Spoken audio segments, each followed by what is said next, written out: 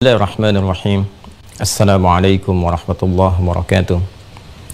Alhamdulillahi wa kafa. Wassalatu wassalamu ala rasulillahil mustafa wa ala alihi wa sahbihi wa man wafa wa ba'd.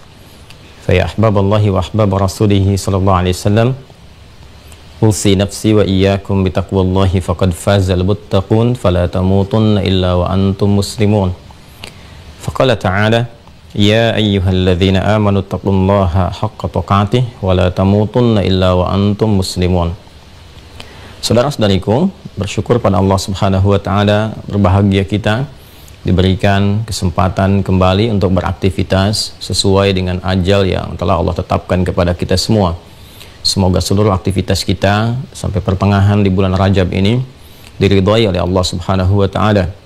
Semoga seluruh saudara-saudari kita yang berkehidupan sampai detik ini namun belum beriman diberikan kekuatan untuk beriman dan bersyahadat sebelum wafat kembali kepada Allah Subhanahu wa taala.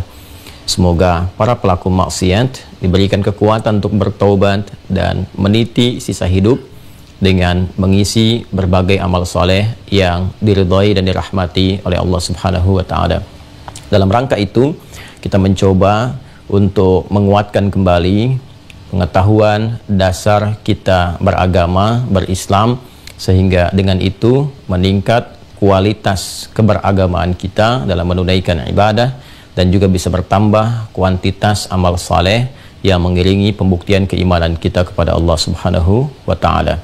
Alhamdulillah, di pertemuan yang lalu kita masih dalam pembahasan fikih siam, harapan untuk melapangkan, mentarhib keadaan hati kita sehingga siap menerima apapun yang diperintahkan oleh Allah dalam bulan Ramadan nanti, baik berupa ibadah ataupun meninggalkan segala hal-hal yang dilarang oleh Allah, sehingga dengan itu membentuk karakter moral yang kuat dalam wujud takwa kepada Allah Subhanahu wa taala.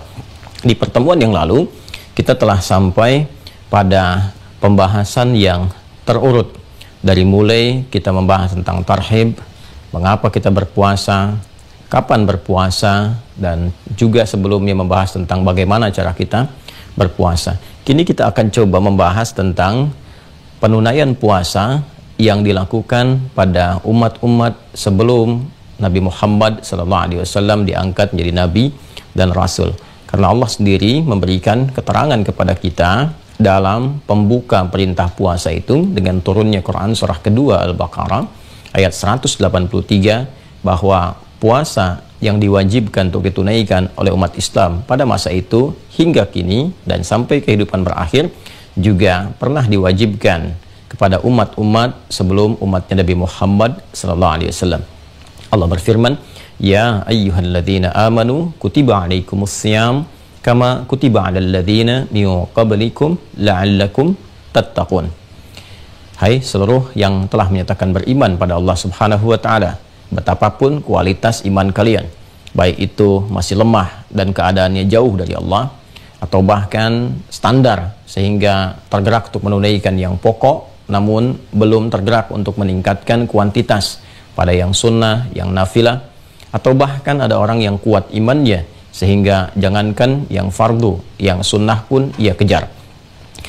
Semua itu bisa ditingkatkan, semua itu bisa dikuatkan dengan cara kutiba alaikumussyam, diwajibkan atas kalian mulai detik ini untuk menunaikan ibadah siam. Jadi siam, puasa, manfaat yang pertama seperti yang telah diuraikan di pertemuan yang lalu adalah mampu menguatkan keimanan seorang hamba, mampu mendekatkan seorang hamba dengan Allah Subhanahu wa taala, memperbaiki kekuatan sinyal iman, meningkatkan kualitas ibadah pada Allah Subhanahu wa taala. Kama kutiba 'alal ladzina min qablikum. Ini bahasan pokok kita di pertemuan kali ini. Sebagaimana Allah pun telah mewajibkan pada umat sebelum kalian, la'allakum tattaqun, dan di antara tujuan menunaikan siam itu selain meningkatkan keimanan, menguatkan hubungan dengan Allah, diharapkan terbentuk penguatan karakter moral dalam wujud takwa yang dengan itu menjadi bimbingan kita dalam berkehidupan dan menguatkan karakter kinerja. Bagaimana kita bisa mengeksekusi berperilaku dengan cara yang baik dimanapun kita bertugas dan beraktivitas. Siapakah orang-orang yang pernah menunaikan ibadah puasa ini atas dasar perintah Allah Subhanahu wa taala.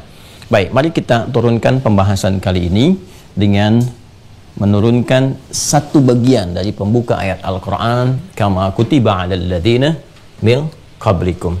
Bismillah, saya akan beralih ke sebelah sini untuk memudahkan tulisan. Kama ya kutiba 'alal ladzina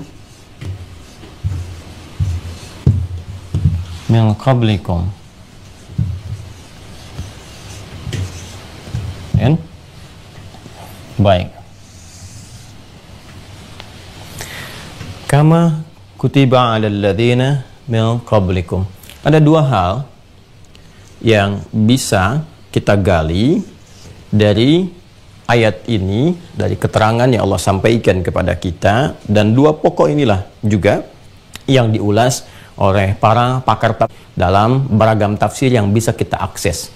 Baik tafsir yang terkait dengan hukum secara langsung, ya seperti tafsirnya misalnya Al-Imam Al-Qurtubi, ataukah juga tafsir yang memadukan berbagai hal baik dari kebahasaan, ya pendekatan linguistik, sampai kemudian ke aspek sejarah, sampai ke penerangan makna-makna, baik itu yang sifatnya lalu, ya ataupun juga yang kontemporer. Sekarang ada tafsir misalnya Al-Wasit karya Syekh Muhammad Sayyid Puntawi, Syekhul Azhar sebelum yang sekarang, Syekh Dr. Ahmad Tayyib. Kemudian juga ada tafsir At-Tahrir wa Tanwirnya Syekh Ibnu Ashur, kan? Kemudian juga kalau kita ingin gali dalil ke dalil, ya biasanya ini ayat diterangkan nanti dengan hadis, diterangkan dengan perkataan para ulama dari kalangan misalnya sahabat ataupun tabi'in dan seterusnya, seperti tafsir Al-Qur'anil Azim karya Al-Imam Ibnu Katsir rahimahullahu ta'ala, ya. Atau kita ingin gali kedalaman sesuatu, ya dari segi maknawinya yang jarang terjangkau, ya kan? Nah, itu nanti ada Ruhul Ma'aninya Al-Imam Al-Alusi, ya. Ada banyak hal yang bisa kita gali, atau kita mau menggali yang paling misalnya agak mendekati ke masa-masa lampau seperti tafsirnya Ibnu Jarir At-Tabari, ya, Jami'ul Bayan itu, ya. Itu juga bisa kita dapati beberapa keterangan ini. Umumnya tafsir dimaksud juga sudah saya lihat, saya baca itu kan, dari mulai kita menulis makna ayat puasa itu, dan dua atau keseluruhan itu akan terpusat pada dua bagian ini. Baik, yang pertama adalah dari uslub itu gaya bahasa, ya, yang ditampilkan di ayat ini secara gramatikal dulu, ya. Gramatikal, tapi bukan mengacu kepada susunan nahwu dan sharaf, ya, tentang harokat dan perubahan setiap kata. Tapi pada posisi ini, ya, posisi ini, ya, secara utuh, secara kalimat keseluruhan. Apa manfaat dari munculnya, ya, kalimat ini atau keterangan ini dari sela-sela perintah menunaikan ibadah puasa dan tujuannya. Jadi Allah kan membuka untuk memerintahkan puasa, ya ayyuhalladzina amanu kutiba alaikumussyam, ya kan? Kemudian tujuannya yang paling pokok selain meningkatkan iman, la'allakum tattaqun. Bisa saja sesungguhnya di luar Al-Qur'an, bisa saja itu kan kalimatnya berbunyi ya ayyuhalladzina amanu kutiba alaikumussyam la'allakum tattaqun. Tapi ketika Allah yang maha berkehendak, maha mengetahui, yang maha menguasai segala hal, ya kan, kemudian menghadirkan ini kama kutiba alal ladzina min qablikum, ini apa hikmahnya? Ya, apa yang bisa kita raih dari sini? Manfaatnya apa, gitu kan? Jadi kalau kita ngaji di ilmu nahwu ini masuk al-jumlah al-i'tiradiyah, ya kan? Satu jumlah susunan kalimat yang muncul di sela-sela dua hal atau hal tertentu yang disampaikan yang punya makna tertentu. Ya, dulu saya sempat menghadirkan untuk proposal awal tesis itu saat di Tripoli, judulnya al-jumlah al-i'tiradiyah fil Qur'anil Karim. Ya, tentang makna jumlah i'tiradiyah di dalam Al-Qur'an dalam tinjauan ilmu bahasa, khususnya dalam pendekatan balaghah. Baik. Yang pertama, faidah, hikmah atau makna hadirnya susunan keterangan ini di dalam ayat puasa untuk memberikan kesan satu at-tamhid. Ini secara bahasa dulu ya, secara etimologi, supaya kita mengerti nilai rasa bahasa Al-Quran gitu, supaya terasa dulu, baru kemudian kita uraikan pemaknaan yang kedua. Satu bermakna at-tamhid. Ya. At-tamhid itu adalah menghadirkan pembuka pada satu inti yang akan disampaikan. Ya. Menghadirkan satu pembuka, bisa jadi informasi, kan? Nanti tujuannya macam-macam. Ya, setiap ada satu pembuka untuk mengantarkan pada satu inti tertentu yang akan diutarakan atau akan dilakukan, itu disebut dengan tamhid. Ya. Kadang-kadang bisa dihadirkan dalam bentuk tulisan. Jadi kalau Anda baca kitab, ada pembukanya, misalnya tertulis tamhid, nah itu pembukaan yang mengantarkan pada inti tulisan. Ya, bisa juga nanti dalam bahasa lain ada muqaddimah. Ya, muqaddimah itu sesuatu yang diawalkan. Jadi bedanya apa penekanannya? Kalau muqaddimah itu kan dari kata qaddama yuqaddimu, gitu kan? Ada sesuatu yang diawalkan untuk ditampilkan. Tapi kalau at-tamhid itu lebih kepada menghadirkan sesuatu untuk persiapan awal. Dari mahada yumahidu, menyiapkan sesuatu, kan? Ya, persiapan awal akan datangnya sesuatu yang inti yang kemudian. Ya, dari kata mahada ini pernah dengar ada Imam Mahdi, ya. Nanti mungkin satu saat saya gali tentang spesifik kajian tentang akhir zaman, ya. Dan sekarang kayaknya sudah mulai berpindah nih, ya, pada pembuka awal gitu. Ini kayaknya mesti dikaji, cukup penting juga. Lain waktu ya, nanti insya Allah kita coba hadirkan bila Allah memberikan kesempatan luang untuk mengkaji itu. Nah, Imam Mahdi itu kenapa disebut Mahdi? Ya, salah satu di antara sekian maknanya adalah karena ia datang sebagai pembuka yang mengantarkan nanti sosok-sosok inti yang datang, yang memberikan satu penegasan akan risalah penutup yang disempurnakan oleh Rasulullah Nabi Muhammad SAW. Nanti banyak hal yang bisa kita ulas. Nah, ini fungsinya pertama secara kebahasaan, ya, secara gramatikal dalam tinjauan bahasa Arab. Ini jumlah ini, susunan dari ayat ini yang berada di antara ayat-ayat pembuka puasa dan mengenalkan tujuannya, ingin mengantarkan, kan, kepada satu bagian inti puasa yang akan ditunaikan dengan menyampaikan info dulu. Ya, tujuannya apa info ini disampaikan sebagai pembuka? Nah, di antara tujuan tamhid kalau kita ngaji di ilmu bahasa, yang pertama adalah tujuannya untuk melapangkan. Ada yang pertama ini, ya. Melapangkan hati, ya, baik itu pendengar, ya, ataupun objek perintah,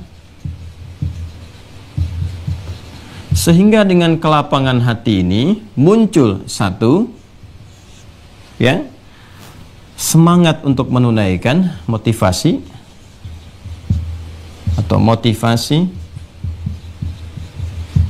untuk menunaikan perintah, ya, menunaikan perintah.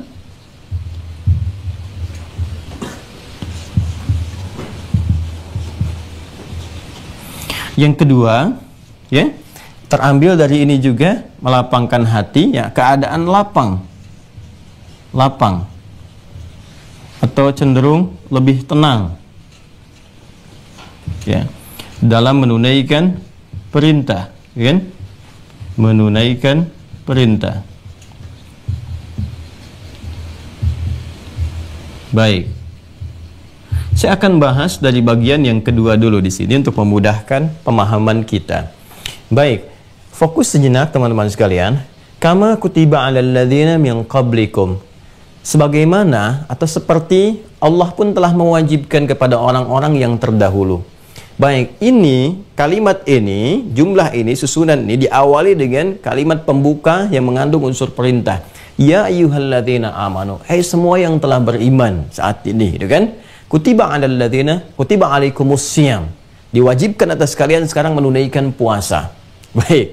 Nah, kalau sampai di sini kalimat disampaikan, "Hei orang-orang beriman, Anda citrakan diri kita misalnya berada dalam kondisi pertama menerima perintah itu.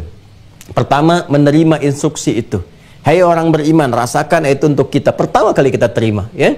Kutiba 'alaikumus syiyam. Mulai sekarang kamu wajib puasa, ya. Baik, awal menerima ini secara fitrah ya, secara fitrah, walaupun nanti bergantung pada tingkat keimanan. Kalau semakin tinggi imannya, sudah sami'na wa ta'na, apapun itu karena tahu hikmah. Ya, tapi tidak semua orang-orang kan bisa membaca itu, hikmahnya apa, ini kan, ini manfaatnya apa dari sini. Taunya kan perintah. Ya, tapi ketika perintah itu disampaikan juga dengan informasi yang memberikan kelengkapan, perhatikan kalimatnya. Orang dulu juga sama menerima perintah seperti kamu sekarang. Ya, atau bahasa lainnya, bukan kamu saja yang sekarang diminta puasa, dulu juga umat yang sebelumnya diminta puasa juga. Ya, sama dengan di sekolah atau anak-anak di rumah, misalnya kan, ya, Anda minta kepada adik, tolong buang sampah ya. Adik begitu diperintahkan mau buang sampah, loh kok adik mah, kakak juga dulu begitu. Ya, Anda kebayang nggak? Kakak juga dulu begitu, latihan buang sampah. Sekarang fisiknya bagus, terus jadi semakin disiplin, semakin kuat dan sebagainya. Ya, tapi dengan kalimat pemuka saja, dulu kakak juga begitu. Nah, minimal menurunkan satu keadaan di dalam jiwa itu untuk menghadirkan ke lapangan. Jadi agak lega gitu. Ya, ada kesan berbagi dalam menerima perintah itu sehingga seakan-akan tidak dikerjakan sendiri. Keadaan perintah apa yang diinstruksikan itu, ya, bahwa kan seringkali kita menghadirkan atau mendapati sebuah makna satu pekerjaan bila dikerjakan dengan bersama itu rasanya lebih ringan kan, ya. Makanya puasa Ramadan kenapa nggak kerasa kita ya menunaikan puasanya, kan ada kesan bersemangatnya tinggi, kemudian juga luar biasa dari fajar kadang ke maghrib nggak terasa menunaikan padahal lumayan panjang, ya. Kenapa menjadi ringan? Karena kita merasa semua menunaikan. Ya, semua orang menunaikan, orang-orang Islam semua menunaikan. Lihat orang Islam ini puasa, bahkan yang non-muslim pun juga sama-sama mengondisikan keadaan yang mendukung umat Islam itu untuk berpuasa. Itu kan bahkan ada yang ikutan misalnya jualan barang-barang tertentu untuk mensupport orang puasa, ada yang jualan kurma, dan ada yang jualan kadang pakaian dan sebagainya. Jadi kondisinya terbawa. Beda ketika puasa Senin, saya kan puasa Kamis, Ayyamil Bid, Senin, Kamis, belum tentu ada orang mau puasa itu ya bisa merasakan kemudahan yang serupa seperti menunaikan Ramadan. Karena ketika dilihat orang lain, ya ada yang makan atau ada yang tidak puasa dan sebagainya. Nah, ini kesan awal yang diterima oleh insan beriman pada masa itu ketika menerima ya ayyuhalladzina amanu kutiba alaikumussyam. Hai seluruh insan beriman, mulai saat ini diwajibkan bagi kalian puasa. Bukan hanya kalian, orang dulu juga diwajibkan juga. Ya kan? Maka seperti tadi saya sampaikan, ini rasa yang tinggi kalau orang Arab mendengarkan ini tuh rasanya ke hati tuh lebih lega gitu. Ya, jadi kalau kita masuk ke dalam nuansa ini, ya, masuk kita ke dalam zauk nilai rasa bahasa Arab, kita merasakan lebih enak nih. Sama saja dengan logika sederhana yang tadi saya sampaikan, bukan hanya adik, kakak juga dulu begitu. Nah, itu akan menurunkan ya keadaan dalam hati sehingga lebih lapang menerima. Yang kedua, orang pasti akan ada pertanyaan. Ya, bagi insan beriman itu kan ciri khasnya apa? Nah, ini menarik ya. Insan beriman itu ciri khasnya senantiasa membuktikan keimanannya melalui amal soleh. Ya, bahasa singkatnya insan beriman itu ciri khasnya gemar mengumpulkan amal soleh. Ini ciri khas insan beriman. Jadi kalau Anda ingin melihat, mengenali orang-orang yang sejati imannya, real beriman, kan? Maka lihat berapa banyak amal soleh yang bisa dia kumpulkan. Ya, kalau Anda ingin misalnya mencarikan ya pasangan untuk anak misalnya kan, atau ada yang sedang mencari pasangan dan sebagainya, ingin melihat kualitas yang baik dalam imannya, berapa banyak amal soleh yang bisa dia kumpulkan. Kalau Anda ingin misal melihat calon-calon karyawan yang mau diseleksi gitu kan, saya ingin nih dari calon ini karena pokok pekerjaannya mengaitkan dengan nilai-nilai keimanan, ya, misal mau buka travel umrah, kan? Mau buka travel haji, kan harus yang mengerti di situ, kan? Anda ingin mencari yang imannya bagus, lihat kualifikasi di amal solehnya. Karena insan beriman sejati itu ciri khas utamanya gemar mengumpulkan apa? Amal soleh. Ya, amal soleh ini mungkin itu boleh jadi orientasinya bisa berbeda-beda. Ya, wujudnya bisa tidak sama. Ada yang senang tahajud, ada yang senang baca Quran, tapi terlihat gitu konsistensi di dalamnya. Nah, itu beberapa pilihan-pilihan itu, arah-arah atau orientasi atau wujud yang berbeda itu disebut dengan wijha. Ya. Tapi kesannya itu dia menampilkan semangat dalam mengejar amal saleh sehingga seakan berlomba satu dengan yang lainnya, ya, menghasilkan kebaikan. Kebaikan itu dalam bahasa Arab disebut dengan khair, ya, jamaknya khairat. Ya. Baik. Jadi kalau kita ingin hadirkan mereka itu, ya, sedang berlomba-lomba saling mengejar untuk mengumpulkan kebaikan, mewujudkan ini, ya, tingkat keimanan mereka walaupun wujudnya tidak sama. Ya, ada yang dengan tahajud tampilkan, ada yang nggak mampu bangun malam dengan harta dia berinfak, gitu kan? Ada yang belum bisa dengan harta dia tingkatkan puasa, ada yang dengan Al-Qur'an dan sebagainya. Kita katakan begini, ya, kita katakan istabaqu fil khairat. Ya, jadi kalau kita ingin kembalikan ke ayat Al-Quran misalnya, ya, ciri mereka itu walaupun berbeda-beda arah dan wujudnya, tapi tetap mereka itu berlomba mengerjakan kebaikan. Maka coba dicek Quran surah kedua Al-Baqarah ayat 148. Ya.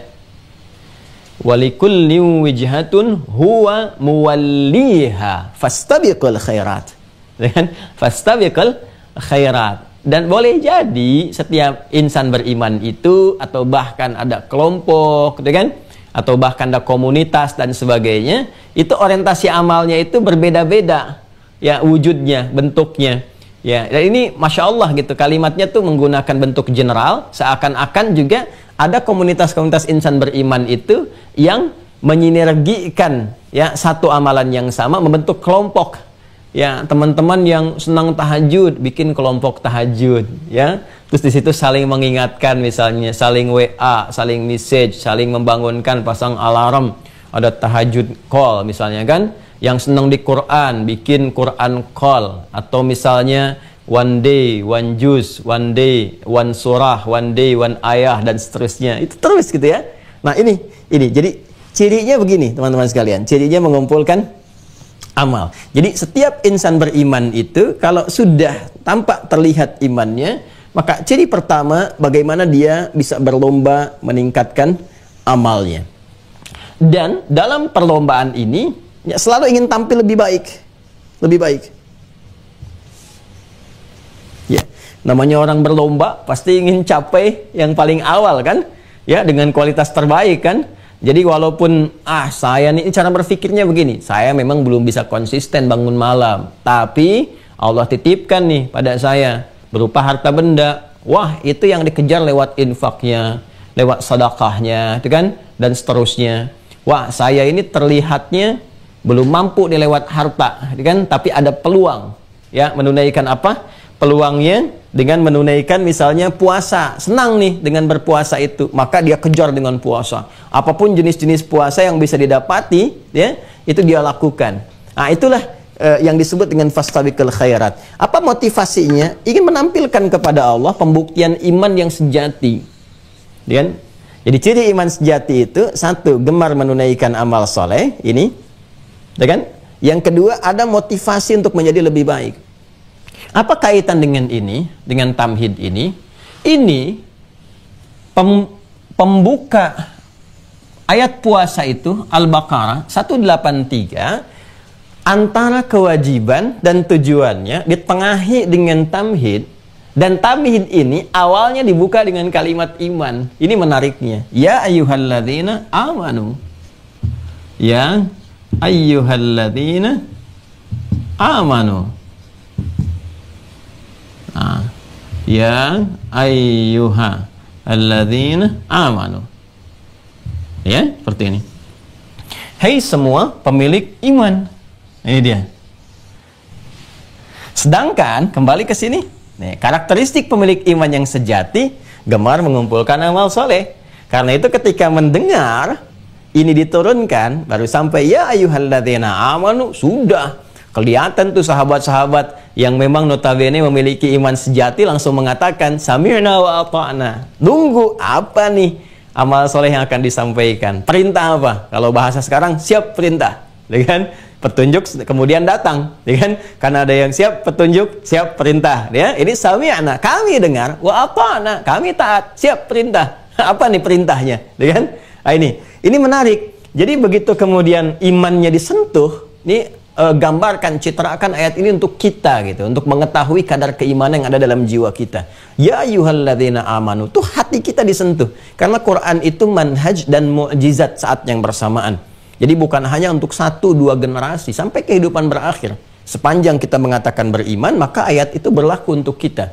Jadi bukan hanya sahabat yang kita lihat bahwa ketika mereka menerima ya ayyuhalladzina amanu sami'na wa ata'na, itu pelajaran bagi kita bagaimana meningkatkan kualitas iman bisa seperti itu, ya. Nah, ini gambaran yang pertama. Jadi saat ya ayyuhalladzina amanu terkait dengan iman, maka ini yang menarik, pembuktian peningkatan amal soleh ini menjadi relevan untuk ditampilkan, sekaligus ini jumlah ini susunan kama kutiba 'alal ladzina min qablikum menjadi penguat motivasi untuk menampilkan penunaian ibadah siam itu, puasa itu lebih baik daripada orang sebelumnya. Karena kan sedang diperlombakan ini. Ya, kita sedang berlomba. Ya, berlomba dengan siapa? Kama kutiba 'alal ladzina min qablikum. Kalau bahasa bebasnya begini. Insan beriman, mulai saat ini tunaikan puasa ya. Bukan kamu saja, orang dulu juga diberikan perintah untuk puasa itu. Manfaatnya banyak. Nah, lebih baik ya daripada mereka. Kamu harus lebih unggul. Kamu harus lebih baik dibandingkan orang-orang terdahulu yang pernah menunaikannya. Kamu sekarang masih punya kesempatan menunaikan. Orang terdahulu sudah selesai. Ya, kan sudah ada yang meninggal, sudah kembali, sudah selesai. Sekarang risalah penyempurna. Seperti orang dulu pernah tunaikan, kamu pun akan tunaikan juga dengan hadirnya perintah ini. Cuma ketika kamu punya kesempatan lebih, tunaikan lebih baik dibandingkan dengan mereka. Tuh. Dalam ya? Nah, inilah makna di sini at-tamhid dalam kalimat kama kutiba 'alal ladzina min qablikum.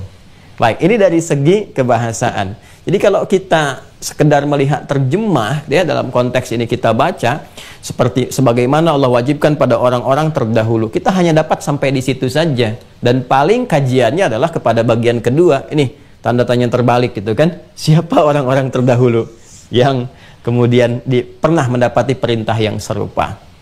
Nah, kalau sudah paham ini baru kita beranjak ke sini, kan? Baru beranjak ke sini. Jadi saya simpulkan dulu, kama kutiba 'alal ladzina min qablikum itu punya dua makna utama ya, yaitu yang pertama untuk melapangkan hati dalam menerima perintah sehingga ringan untuk ditunaikan, ada unsur ringannya atau mudah untuk ditunaikan. Ya. Kemudian juga ini ada semangat dan motivasi untuk menunaikan perintah yang dimaksudkan lebih baik daripada orang-orang yang pernah menerima sebelumnya. Jelas ya? Nah, baru kita kemudian pindah kepada siapa orang-orang sebelumnya yang telah dimintakan untuk berpuasa. Baik, di sini para ulama memberikan pandangan yang sangat luas sekali. Masya Allah, kalau ulama dulu itu literasinya ya begitu luas dan analisisnya begitu tajam dan thiqah, terpercaya. Luas, tajam, terpercaya, gitu kan? Nah, ada dua pendekatan di sini. Pendekatan pertama,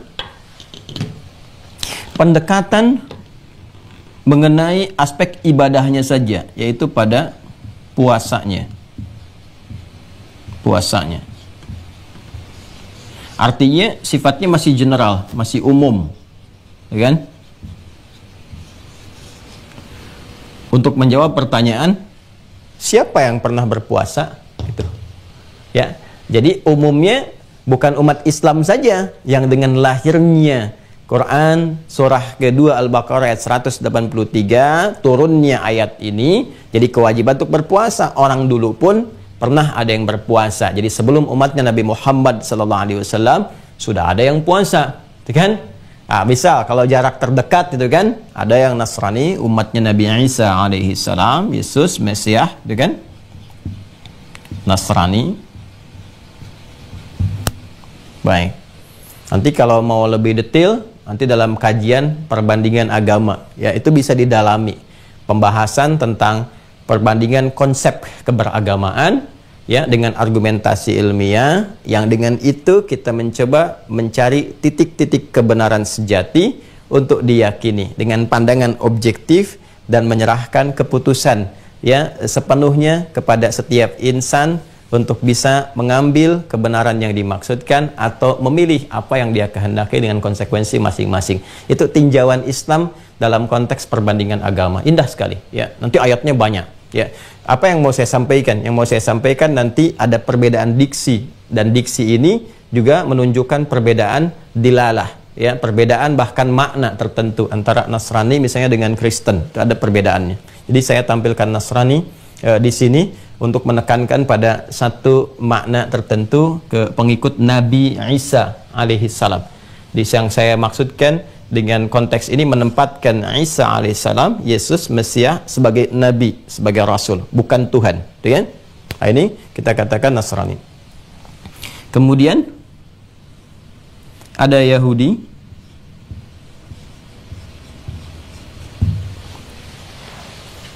Ya, dengan segala turunannya. Ya, turunan-turunan ini kan ke atas nanti ya, dinisbatkan kaitannya dengan Bani Israel dan sebagainya. Walaupun ini nanti ada perbedaan-perbedaan penekanannya dan juga melahirkan makna yang berbeda. Di kaidah bahasa Arab, ziyadatul mabna tadullu ala ziyadatil makna. Jadi bertambahnya satu huruf saja, bertambah atau berkurang satu huruf itu bisa memengaruhi kepada makna. Apalagi kalau katanya berbeda. Ya, ini satu Bani Israel, satu Yahud, kan? Satu lagi nanti kaum Musa. Jadi ada umatnya Musa, ada Yahudi, ada istilahnya Bani Israel. Itu nanti berbeda-beda konteks ketika diksi itu disampaikan. Turunnya ke sini. Ya. Dan ini nanti juga ada yang sifatnya umum, artinya keyakinan-keyakinan ardi, kreasi manusia di bumi yang secara budaya gitu kan, membentuk satu tradisi ya, yang juga wujudnya berupa puasa. Ya. Jadi kalau kita ke atas ini teruskan yang penyempurna yang sekarang, ya umat Nabi Muhammad SAW, ini Islam, gitu kan?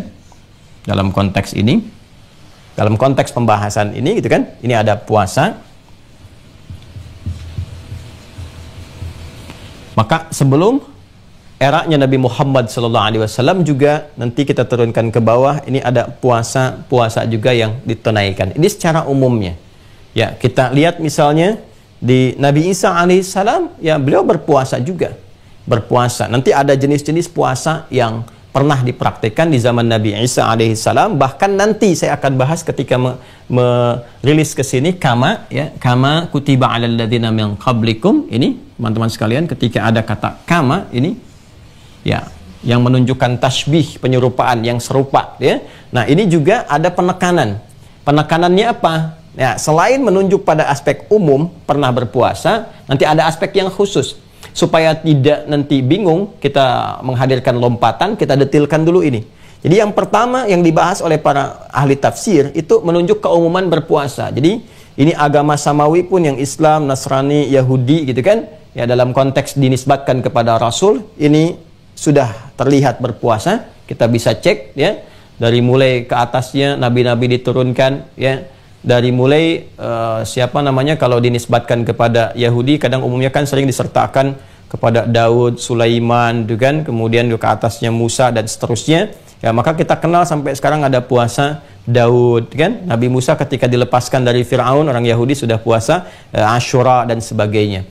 Kemudian juga terus dari segi budaya ke bawahnya, dari kreasi manusia di keyakinan. Artinya agama ardi itu yang dikreasikan di bumi, kan? Bukan atas petunjuk wahyu yang dibawa oleh Rasul dalam konteks samawi, mendapatkan wahyu citranya langsung dari Allah Subhanahu wa taala atau dari yang dipertuhankan, dinisbatkan sebagai satu-satunya Tuhan yang menurunkan wahyu. Nah, ini kreasi di bumi. Seperti kita lihat yang sekarang ada Buddha misalnya, ada Hindu misalnya, ya, dan juga ada Konghucu misalnya dan lain sebagainya. Ya, itu juga punya tradisi untuk berpuasa. Ya, tradisi untuk berpuasa dalam bentuk-bentuk yang tertentu yang dimaknai tentunya oleh para penganutnya masing-masing. Jadi tafsiran-tafsiran umum yang pertama, makna yang pertama adalah membawa dalam konteks umum. Jadi sebelum syariat Nabi Muhammad SAW itu diturunkan, memberikan informasi kepada kita, sebelum umat Nabi Muhammad pun pada masa itu ya sudah banyak yang berpuasa. Umat Yahudi puasa, Nasrani puasa, kan? Atau juga ada yang umumnya puasa, penganut-penganut yang lain, ya. Maka umat Islam ketika diperintahkan puasa itu mesti lebih baik dibandingkan dengan orang-orang sebelumnya yang berpuasa ini. Dan anugerah yang Allah berikan motivasinya tinggi. Nanti kita akan lihat kan, ada malam Al-Qadar, ada pahala berlipat, ada ampunan dan sebagainya. Jadi kalau itu diberikan dengan segala keistimewaannya yang belum tentu didapati di masa-masa yang lalu, ya kan? Seharusnya memberikan motivasi lebih untuk semangat menunaikan ibadah yang ditunaikan itu. Jadi tafsir pertama dari pertanyaan siapa umat terdahulu juga yang berpuasa, maka ada yang sifatnya umum, memberikan jangkauan yang luas sifatnya kepada umat-umat sebelum Nabi Muhammad. Kalau dinisbatkan pada keyakinan, apakah itu Yahudi, apakah itu Nasrani, atau agama Ardi, kan? Di Hindu-kah, di Buddha-kah, dan macam-macam sebagainya. Di generasi-generasi itu sudah ada juga tradisi, atau juga bisa disebut dengan syariat, sesuai dengan keyakinannya masing-masing untuk menunaikan ibadah siam, ibadah puasa. Dan saya detilkan tuh di buku makna ayat puasa itu. Ya, jadi kalau Anda masuk ke halaman, kalau nggak salah 68 tuh ya, 68 itu ada pembahasan tentang siapa umat-umat terdahulu. Saya detilkan tuh, bahkan berapa banyak, ada yang disebut puasa A, puasa B, puasa C, dan sebagainya. Baik, sekarang secara khusus nih, secara khusus, secara spesifik, ini yang sangat menarik.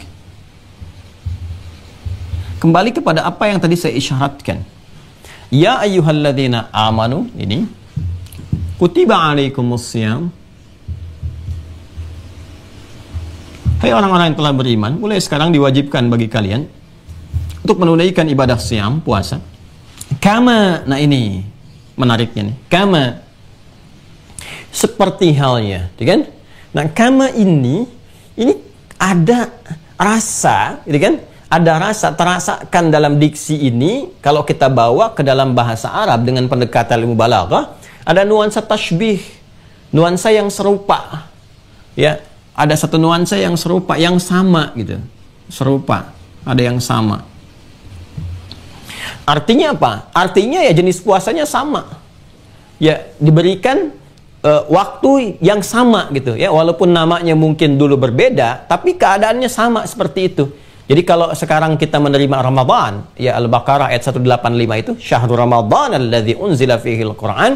Makanya komentar-komentar para ahli tafsir itu, ya ketika memberikan informasi kepada kita, dan itu terlacak dengan sanad, ya menyampaikan sama diberikan Ramadan juga. Artinya dengan jumlah yang sama, dengan keadaan yang serupa, ya seperti orang dulu sebagaimana, kan? Jadi kalau ada redaksi kama itu menunjukkan keserupaan gitu, keserupaan.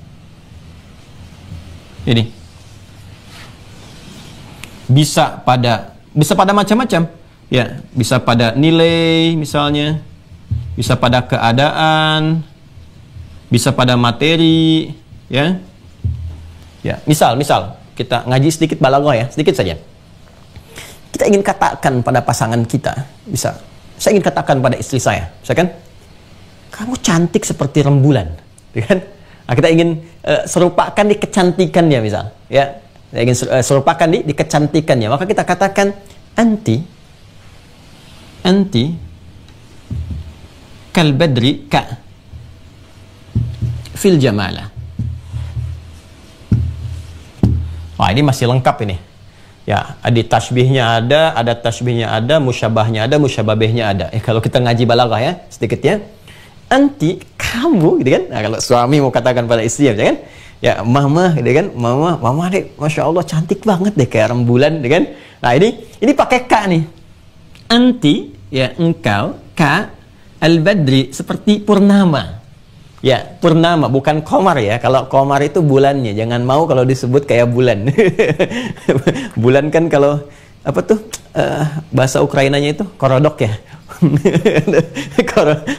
Apa namanya, nggak sepenuhnya halus gitu kan.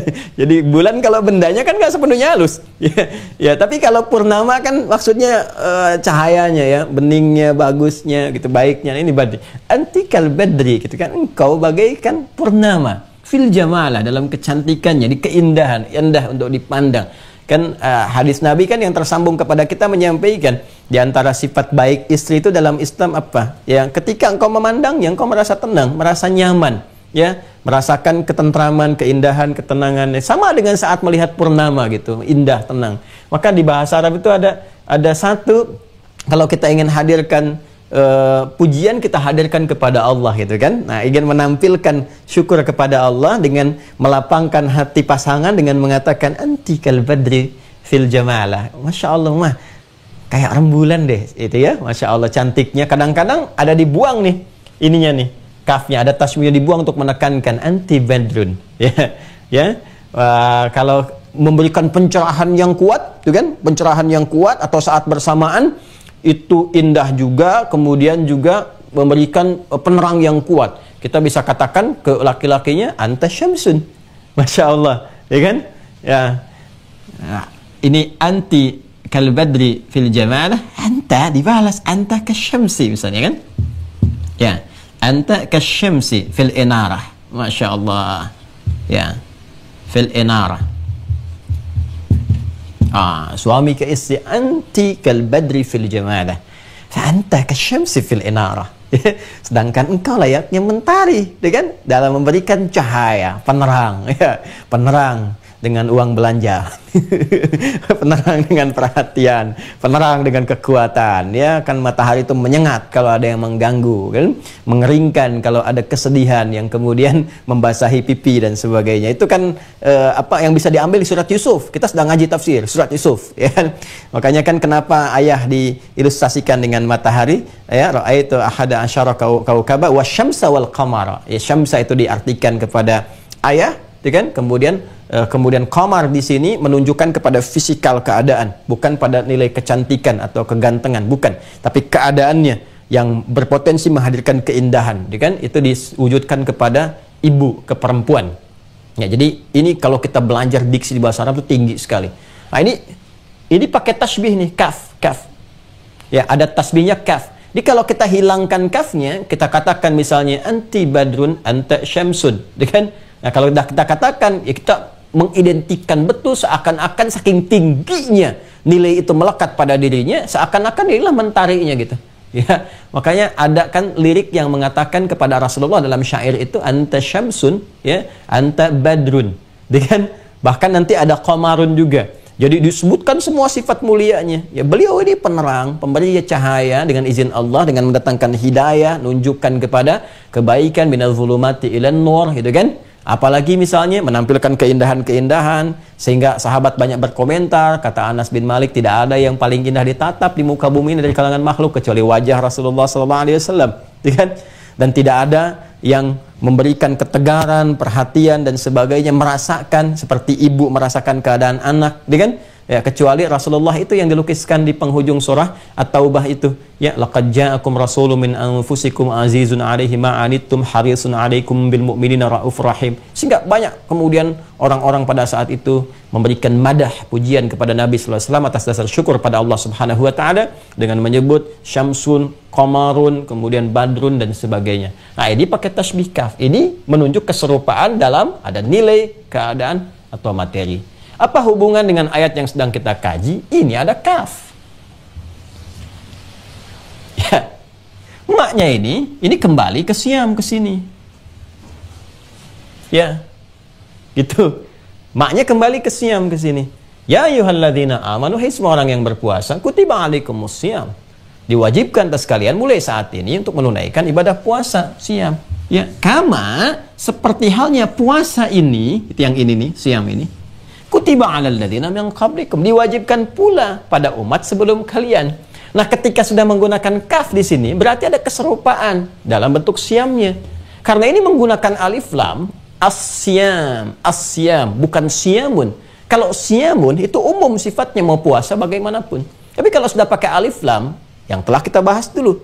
Ya, ada aturannya, ketentuannya, ada kekhususannya, jumlahnya, waktunya dan sebagainya. Ya, maka ada yang mencoba untuk mendalami literasi ini, didalamkan, diluaskan spektrumnya dan menemukan bahwa keterangan-keterangan ada umat sebelum umatnya Nabi Muhammad SAW yang diperintahkan oleh Allah Subhanahu Wa Taala untuk menunaikan ibadah puasa seperti halnya umat Islam mendapatkan Ramadan dengan jumlah yang serupa, dengan waktu yang sama, gitu kan? Walaupun nanti ada teknis-teknis secara syariat yang memberikan kekhususan sehingga terlihat di satu titik agak berbeda karena memang keadaan umat yang tidak sama. Itulah fikih Islam.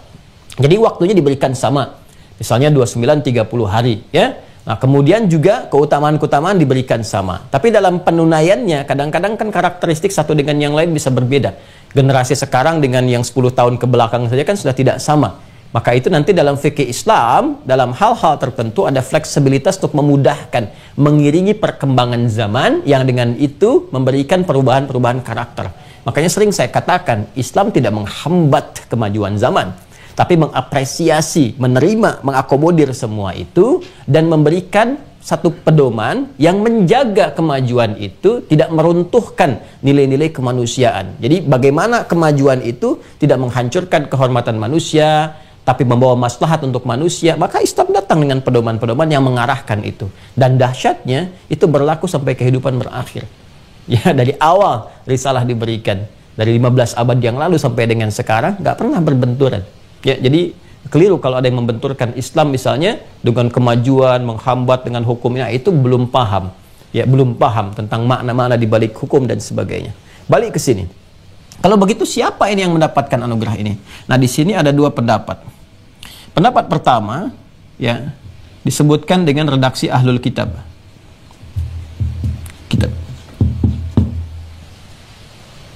Saya disebutkan dengan redaksi apa? Ahlul Kitab. Jadi karena kita waktunya terbatas ya, jadi saya ambil keumuman ya. Nanti kalau mau detail, ya, dibaca di buku yang sudah saya tuliskan dengan referensi-referensi saya telah terangkan ya. Ini dari mana. Kalau nanti untuk pendalaman, boleh yang sudah mengaktifkan akun Mira, nanti pas sesi pendalaman kita bisa elaborasi dengan lebih dalam lagi. Kalau ahli kitab berarti mencakup ke sini. Bisa Yahudi, bisa Nasrani. Jadi kalau ya ahlal kitab, ya ahlal kitab, ya ahlal kitab, imma minan nasara atau minal yahud. Baik kalangan Nasrani ataupun Yahudi. Jadi selain umatnya Nabi Muhammad SAW, kan, yang diberikan kesempatan menunaikan ibadah siam, kan, ternyata ketika dilacak, ya ahli kitab dulu pun mendapat kesempatan yang sama. Jadi umatnya Nabi Isa alaihissalam itu mendapatkan kesempatan puasa dengan waktu yang serupa, keutamaan-keutamaan yang diberikan, kan? Umatnya ya nabi-nabi bagi kaum Yahudi juga mendapatkan kesempatan yang serupa untuk menunaikan ibadah puasa dengan jumlah yang sama. Ya 29 30 hari, kan? Dengan keistimewaan-keistimewaan yang diberikan, kan? Dengan keadaan-keadaan yang ditampilkan sesuai dengan maslahat mereka. Ya, ini diberikan kesempatan yang serupa. Ada yang khusus menyebutkan spesifik ya di antara ahli kitab ini yang dimaksudkan mendapatkan persis seperti serupa itu di zamannya Nabi Isa alaihissalam bagi umat Nasrani. Ya. Tapi baik untuk yang spesifik umat Nasrani di sini, umatnya Nabi Isa alaihissalam, ataupun juga dimaknai ahli kitab Nasrani dan juga Yahudi, ada fakta yang disepakati juga ya dan bisa diruntut dalam sejarah bahwa ketika mereka diperintahkan untuk menunaikan serupa jumlahnya sebulan penuh sama, kan? Punya nilai keutamaan yang serupa dengan Ramadan, jumlah 29 atau 30 hari. Nah, cuma ada satu pengaruh dari karakter dan ini selalu terbawa gitu kan di genealogi Yahudi. Ya, kita belum tuntas ya membahas genealogi Yahudi itu. Di antara karakteristiknya itu ya agak yang membuat unik tapi kadang-kadang membawa ke aspek negatif. Itu seringkali ngeyel terhadap sesuatu sehingga membentuk bukan kreativitas ya. Kalau kreativitas itu kan melahirkan hal baru gitu yang bermanfaat. Kalau ini maka di syariat disebutnya bid'ah. Bid'ah itu membentuk sesuatu yang baru tapi lebih cenderung kepada aspek yang negatif gitu ya. Nah, ini jadi merubah ini ya dengan timbangan-timbangan pikiran-pikiran tertentu, pengen-pengen tertentu sehingga keinginan-keinginan dari nafsu ini mengalahkan hikmah dan maslahat yang sudah Allah tetapkan, yang Maha mengetahui tentang kehidupan kita. Apa wujud spesifiknya? Jadi ketika diberikan 30 hari ini, sebulan lah kurang lebih 29 30 hari, dan jatuhnya tetap ya Ramadan, dalam konteks ini Ramadan gitu kan. Artinya satu waktu yang ditetapkan oleh Allah Subhanahu wa taala, yang dia akan berputar tuh mengiringi setiap waktu. Cuma mereka tidak menginginkan kalau itu jatuh di musimnya, khususnya musim panas. Ya. Kan ada 4 musim pada umumnya. Musim panas, musim dingin, gitu kan? Musim semi, musim gugur. Ya. Gitu kan? Baik. Al-saif, syita, rabi', kemudian kharif, gitu kan? Ada musim panas, musim dingin, semi, dan gugur. Nah ini kalau jatuh dia di 2 musim ini khususnya gitu kan, panas ataupun juga musim dingin, khususnya yang ada di musim panas ini, karena siangnya kan lebih panjang, gitu kan? Siang lebih panjang dan dingin, malam lebih panjang, karena nanti di umat sebelumnya itu mereka sendiri yang memberlakukan kalau malam-malam hari itu mereka tambahkan, ya ada yang puasa untuk berhubungan, jadi ada yang malamnya pokoknya nggak boleh berhubungan suami istri terus itu kan. Nah, sehingga nanti ada yang dilebarkan lagi tidak menikah sama sekali kalau sudah mengabdi ya, untuk mengabdi kepada syariat, kepada agama. Itu dikreasikan demikian. Bukan dari petunjuk Allahnya harus begitu, karena tidak mungkin ada petunjuk menyalahi fitrah. Ya, kan fitrah manusia itu selalu ada ketertarikan kepada lawan jenis. Itu selalu itu, ya. Bagaimanapun Anda mengingkarinya, tapi tidak bisa menyalahi fitrah yang ada dalam jiwa. Karena itu agama memberikan pendampingan. Jangan sampai rasa ketertarikan ini melampaui hukum-hukum yang ya, secara normalnya mesti terjaga. Sehingga tidak melahirkan satu tindakan-tindakan yang kontraproduktif dan saling melukai. Maka ada hukum di situ, hukum pernikahan, hukum lamaran, ta'aruf, dan sebagainya. Nah ini fitrah, jadi nggak mungkin ada manusia yang kemudian bisa menghindari fitrah itu, mengendalikan barangkali dengan keadaan-keadaan tertentu, punya batasan-batasan dengan puasa dan sebagainya. Tapi mengingkari fitrah dengan menghilangkan itu semua, itu sulit untuk dilakukan. Ya, dan pada tingkatan tertentu akan terjadi penyimpangan. Ya, hubungan yang terlarangkah misalnya, atau bahkan bukan sekedar terlarang, tapi mungkin nanti ada lebih daripada itu jangkauannya. Berhubungan saja tanpa akad dan sebagainya, itu sudah keliru. Sekarang kalau sudah sesama jenis misalnya, atau dari memanfaatkan anak-anak dan sebagainya, itu yang lebih repot lagi. Ya. Nah, saya mau kembali ke sini. Jadi, ada yang menghadirkan satu, pokoknya bukan hanya siangnya nggak makan, nggak minum, malamnya pun nggak boleh hubungan suami istri misalnya. Dan nanti suasana itu terbawa. Di awal-awal masa ayat ini turun, ya, ada sebagian yang tahu tentang ini, ya umat-umat di masa lalu itu, ada yang memahami apakah malamnya nggak boleh hubungan, kan?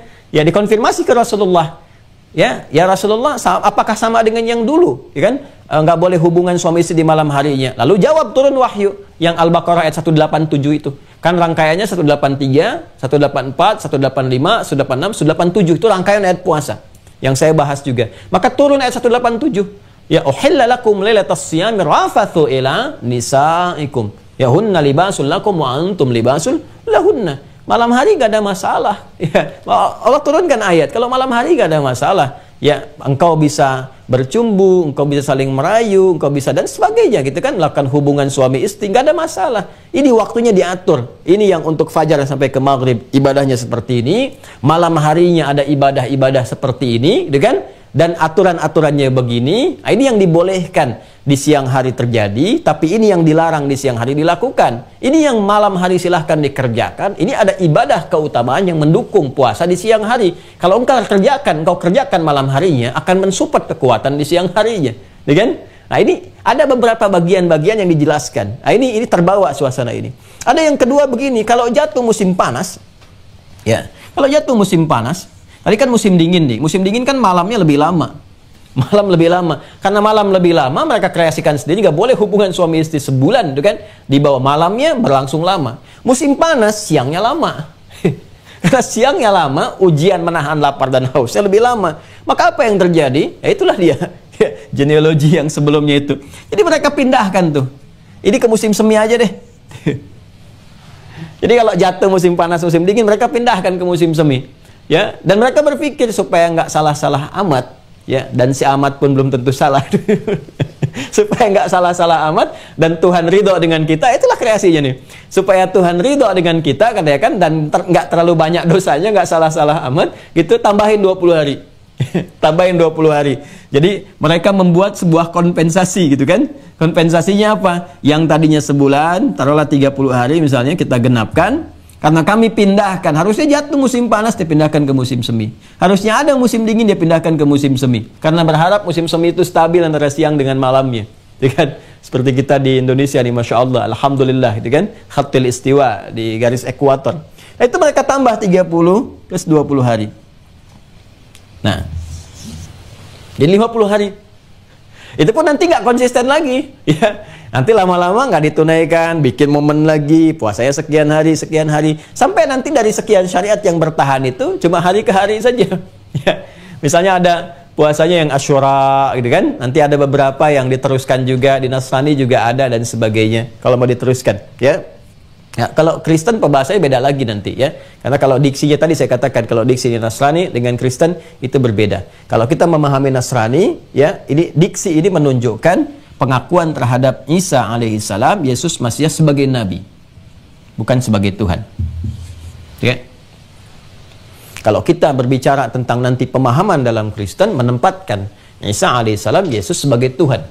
Nah, itu nanti di antara titik perbedaan yang kalau ingin didalami di situ, ya. Karena itu ketika nanti Nabi Isa mengonfirmasi kalangan Hawariyun itu, ya, man ansari ilallah, siapa yang mau jadi Nasrani, ya, penolong kepada dakwahku untuk menuju Allah Subhanahu wa taala, maka mereka mengatakan nahnu ansarullah, ya kan?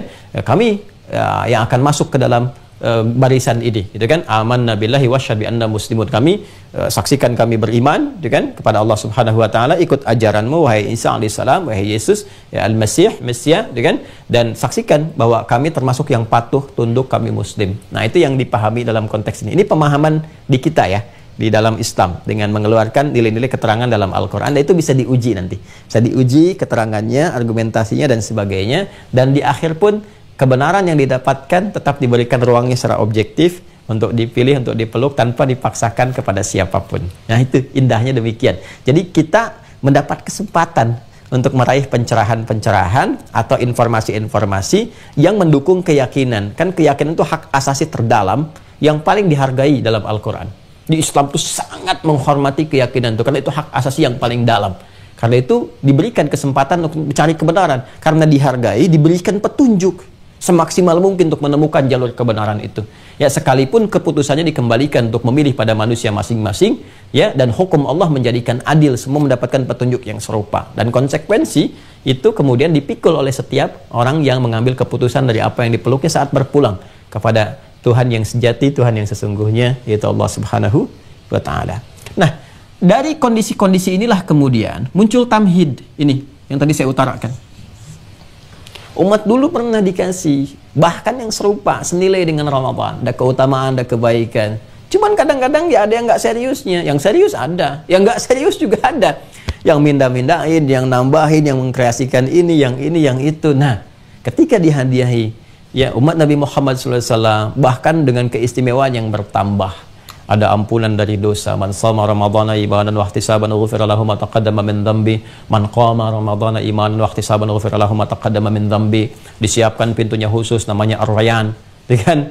Ya, innalis saimi baban yuqalu Ar-Rayyan. Innalis saimi baban fil jannati yuqalu Ar-Rayyan. Sungguh bagi para pelaku puasa itu, ya, ada satu pintu khusus untuk masuk surganya namanya pintu Ar-Rayyan. Ya, maka mereka akan dipanggil masuk pintu itu. Kemudian ketika mereka semua sudah masuk, fa'idza dakhaluhu ughliqa, langsung seketika ditutup, ada pintunya.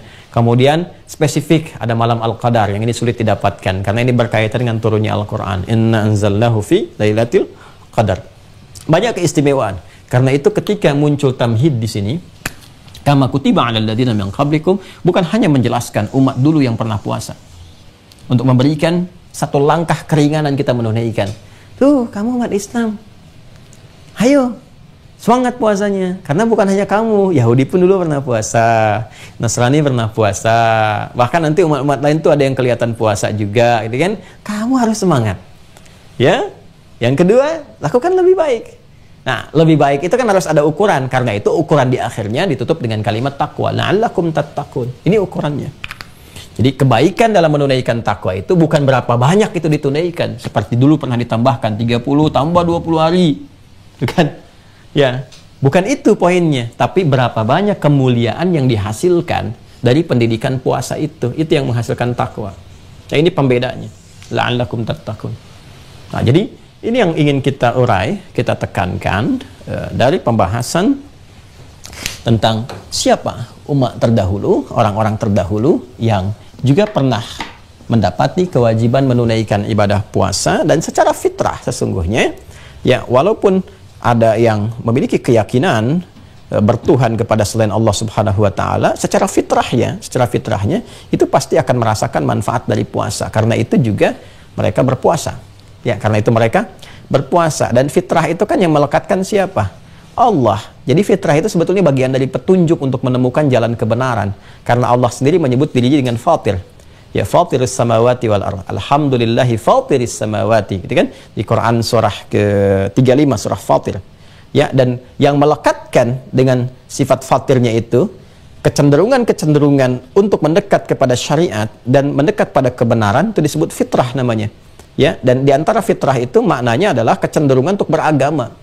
Ya, untuk memenuhi kebutuhan roh. Karena itu disajikanlah kemudian paket beragama disebut dengan ad-din, diberi nama dengan Islam. Di mana kita temukan di Al-Quran bahwa kecenderungan kepada agama itu bagian dari fitrah. Itu di Quran surah 30 Ar-Rum ayat 30. Fa'aqim wajhaka lid-dini hanifa. Ya, maka hadapkan dirimu, penuhi kebutuhanmu itu ya kepada ad-din. Ad-din, ya, frame untuk beragama, konsepsi beragama.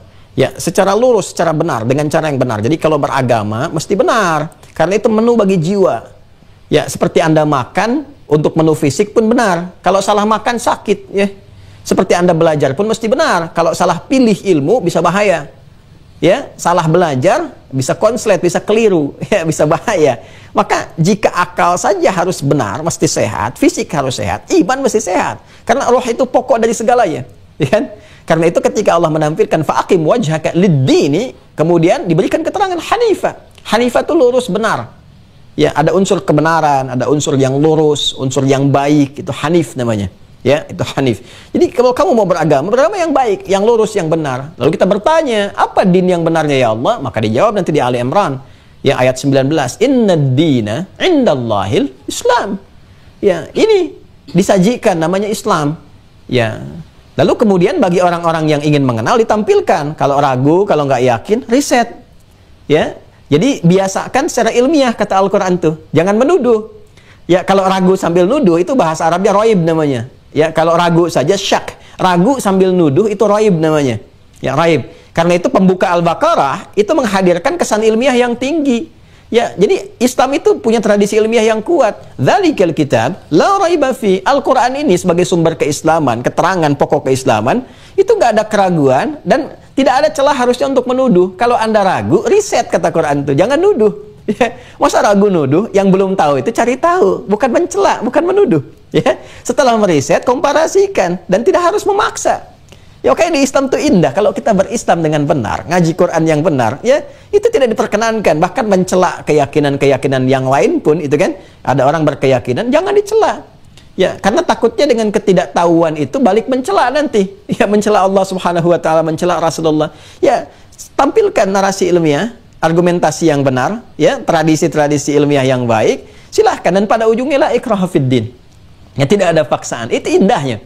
Ya, bahkan kalau Anda ragu tadi, ya, secara ilmiah, secara argumentasi ilmiah dikaji di data. Anda ragu dengan Quran, silahkan riset isinya. Atau kalau Anda mengatakan ini rekayasa Nabi Muhammad, tulisan Nabi Muhammad kan manusia, ya kan? Beliau manusia. Jadi kalau seorang manusia bisa membuat, berarti manusia lain pun punya potensi yang sama bisa membuat. Apalagi tingkat kecerdasan masa sekarang itu bisa lebih tinggi, semakin meningkat, informasi semakin banyak, ya. Ya, kemudian terkumpul jadi data, jadi pengetahuan. Jadi potensi pintarnya bisa lebih tinggi. Kalau pintar bisa lebih tinggi, berarti bisa bikin itu. Kenapa Shakespeare nggak bisa bikin seperti Al-Quran? Padahal sastranya, pujangganya macam tinggi. Ya, kalau Anda mampu buat seperti Quran. Ya, kalau nggak mampu, ya buat misalnya 10 surah saja. Ya, di Al-Isra itu.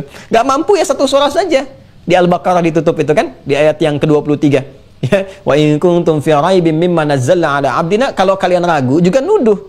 ya terhadap Al-Quran yang kami turunkan, kata Allah, dengan keagunganku kepada hambaku yaitu Muhammad sallallahu alaihi wasallam. Kalian tuduh itu rekayasa Nabi Muhammad, ya kan? Kalian tuduh itu buatan Muhammad sallallahu alaihi wasallam, yang pedoman yang dihasilkan dari kreasi Nabi Muhammad. Silahkan datangkan yang semisalnya. Tentu kalian akan lebih mampu. Kenapa? Karena Muhammad seorang ummi sallallahu alaihi wasallam. Nggak pernah belajar cara menulis, nggak pernah belajar cara membaca, ya kan? Nggak bisa menulis, nggak tahu cara membaca bagaimana. Karena itu Allah jadikan ummi Nabi Muhammad SAW untuk menguatkan mukjizat Al-Quran, supaya orang nggak bisa menuduh ini buatan Muhammad SAW. Punya karya apa Nabi Muhammad itu sebelum jadi Nabi? Nggak ada karya tulisan yang ada, nggak ada syair yang pernah dibuat, nggak ada. Ya. Karena itu semua celah ditutup dulu, semua celahnya ditutup gitu. Nah jadi ini sesuatu hal yang sangat menarik gitu kan. Ya, ini menarik dalam syariat itu. Kembali ke Quran surah 30 ayat 30, Ar-Rum ayat 30. Fa'aqim wajhaka lid-dini hanifa. Setelah engkau bisa mendapatkan riset agama yang benar, tuh kan? Engkau yakin dengan itu, lalu engkau peluk itu, masuk Islam misalnya, maka jangan sekedar masuk. Ya, tunaikan semua nilai keislaman dengan baik. Tegakkan dengan lurus, ya. Apa yang diperintahkan dikerjakan, apa yang dilarang ditinggalkan. Itu aja dulu, ya. Dan itu akan memenuhi kebutuhan roh. Makanya ditampilkan menuruhnya dalam bentuk ibadah. Salat itu menuruh. Roh itu kan butuh ketenangan. Ya, jiwa kita kan butuh ketenangan. Ketenangan itu yang kemudian memberikan sinyal-sinyal kebaikan dalam membentuk ikatan pengetahuan dan menginstruksikan. Jadi kalau hatinya nggak tenang, pikiran akan terpengaruh. Kalut pikiran, hati nggak tenang tuh pikiran juga ikut gelisah. Ya, kalau pikiran sudah gelisah, nggak bisa baik mengambil keputusan. Anda sedang gelisah, ngambil keputusan susah. Anda panik, ngambil keputusan susah. Ya, ibu ini, anak ibu ini ada musibah begini, baru dengar musibah kan langsung terpikir begini begitu, panik. Dalam panik itu nggak bisa ngambil keputusan yang baik, kan? Nah, itu kan keadaan dari jiwa. Makanya harus ada ketentraman dalam jiwa. Menu-menu yang ditampilkan dalam agama itu harus memberikan manfaat langsung pada jiwa. Ketenangan, kan? Kemuliaan, pengentasan sifat-sifat yang negatif, karakter-karakter negatif, ya. Karakter negatif yang ada pada nilai rasa. Ada nggak solusi untuk mengatasi dendam? Solusi mengatasi iri hati? Kan iri hati itu bukan iri pikiran, iri akal kan nggak ada, iri hati yang ada, ya kan? Dendam, iri hati, riya, sum'ah, dan itu penyakit hati semua. Nah, menu-menu di syariat, di agama itu mesti mengentaskan semua itu, sekaligus menguatkan karakter moral yang baik untuk mendukung akal dan fisik untuk bekerja lebih mulia, lebih bagus. Nah, ini semua dijelaskan. Dan mesti ada keterangan yang jelas, karena ini beragama dari Tuhan. Tuhannya langsung yang perintahkan, kan idealnya begitu. Tuhannya yang perintahkan, ya, kemudian menerangkan dalilnya apa, ayatnya apa, dicontohkan kepada kita lewat utusan, diterangkan hikmahnya, dan indahnya ketika Islam menyajikan menu itu, dijelaskan semua, terpenuhi semua unsurnya. Jadi sulit untuk kita menghindar, ya, dari kebenaran Islam itu susah. Dari konsepsi agamanya, lihat sholat, dalilnya ada. Dalilnya jelas, di Quran banyak, menunjukkan bahwa itu perintah langsung dari Rabb, dari Tuhan, dari Allah Subhanahu wa Ta'ala. Kemudian apa lagi? Caranya dijelaskan, Nabi jelaskan. Makanya orang sholat, orang Islam sholat, nggak ada yang beda, caranya semua sama. Dari bacaan, ya, Anda mau di Meksiko, ya, mau di Brazil, mau di Singapura, di Singaparna, ya, atau misalnya, ya, taruhlah di Amerika, di Indonesia, ya, di Chicago, dan sebagainya. Itu sholatnya sama semua. Ya, dari awal sampai akhir nggak ada yang beda. Nggak ada orang sholat di Amerika pakai bahasa Inggris. Ya, semua pakai bahasa Arab, semua sama. Caranya, dijelaskan hikmahnya. Manfaatnya apa? Ya, ini kalau dikerjakan manfaatnya apa? Ke jiwa apa? Ke perilaku apa? Dijelaskan. Ke hati melahirkan ketenangan. Ala bi dzikrillahi tatma'innul qulub. Yakinkan pada dirimu, kalau zikirmu benar, hatimu akan tenang. Dan sholat disebut zikir. Wa aqimus sholata li dzikri. Ke perilaku apa? Tanha 'anil fahsya'i wal munkar. Inna sholata tanha 'anil fahsya'i wal munkar. Ke peningkatan akal apa? Ya, penambahan pengetahuan. Wattaqullaha wa yu'allimukumullah. Tingkatkan takwamu kepada Allah, akan terjadi peningkatan pengetahuan. Sedangkan sholat bagian dari takwa. Dzalikal kitabu la raiba fihi hudal lil muttaqin. Siapa orang takwa itu? Alladzina yu'minuna bil ghaib wa yuqimunas shalah. Semua dijawab gitu. Ya, karena itu jadi kebutuhan pokok untuk jiwa. Maka diteruskan kembali ke Quran surah 30 ayat 30. Fa'aqim wajhaka lid-dini hanifa. Kalau sudah tahu tentang kebenaran agama, maka kerjakan dengan baik. Kerjakan dengan benar, ya, dengan lurus, kemudian fitratallah. Fitratallah allati fataran nasa 'alaiha. Itulah fitrah berkehidupan bagi semua manusia. Jadi sebetulnya semua manusia itu punya kecenderungan untuk memenuhi kebutuhan roh. Dan tidak ada yang paling ideal kecuali agama. Ya, kecuali agama. Jadi nggak bisa tidak bertuhan itu. konsepsi ateis itu ya, tidak bertuhan itu sebetulnya tidak ideal dan nggak susah mendapati itu karena kita butuh Tuhan. Ya, jiwa manusia itu butuh Tuhan. Dia yang menisbatkan pada alam semesta pun sebetulnya sedang mencondongkan keadaan rohnya kepada yang dikuasakan. Kan yang dikuasakan itu Tuhan namanya. Ya kan?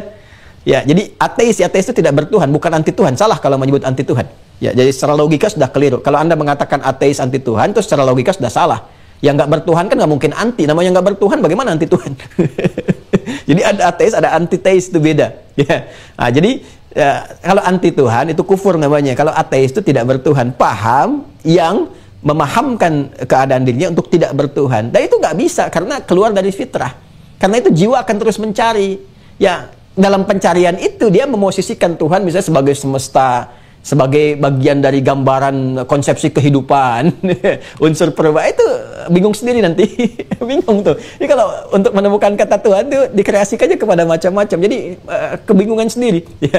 Ya, bingung sendiri. Biasanya kalau orang cenderung masuk ke situ, itu ciri dasarnya itu lebih memusatkan segala hal itu kepada aspek logika, kefikiran.